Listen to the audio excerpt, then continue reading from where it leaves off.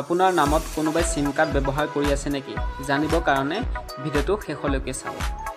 তো বলক ভিডিঅ'টো আৰম্ভ। আপুনি আপোনাৰ মোবাইলত ক্ৰোম ব্ৰাউজাৰত যাব আৰু তাত সাৰ্চ কৰিব টেপ কপ বুলি।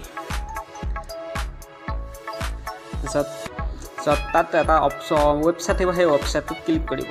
তাৰপিছত তলত স্ক্ৰল ডাউন কৰি পেলাই তলত যাব আৰু তাত আপুনি আপোনাৰ মোবাইল নম্বৰটো বহাই দিব, যিটো আধাৰ কাৰ্ডৰ লিংক আছে, আৰু সেইটো এটা কেপচা কোডটো বহাই দিব। তাৰপিছত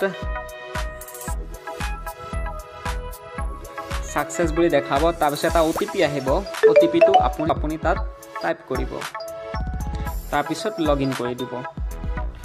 লগইন কৰি দিয়াৰ লগে লগে সবিশেষ আহি যাব যে আপোনাৰ আধাৰ কাৰ্ডখনৰ নামত কেইটা সিম ব্যৱহাৰ হৈ আছে। তো মোৰ ইয়াত দুটা সিম আছে বাৰু, দুটা নম্বৰ আছে। এটা নম্বৰ মোৰ হয়, ওপৰতো মোৰ হয়, তলতো কোনে ব্যৱহাৰ কৰিছে মই নাজানো। এতিয়া সেই নম্বৰটোত মই ৰিপৰ্ট মাৰিম।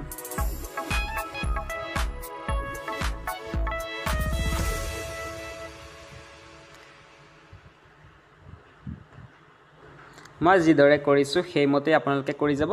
আপোনাৰ সিমটোত ৰিপৰ্ট এটা গুচি যাব। তাৰপিছত আপোনাৰ সেই সিমটো ব্লক হৈ যাব কেইদিনমানৰ পাছত।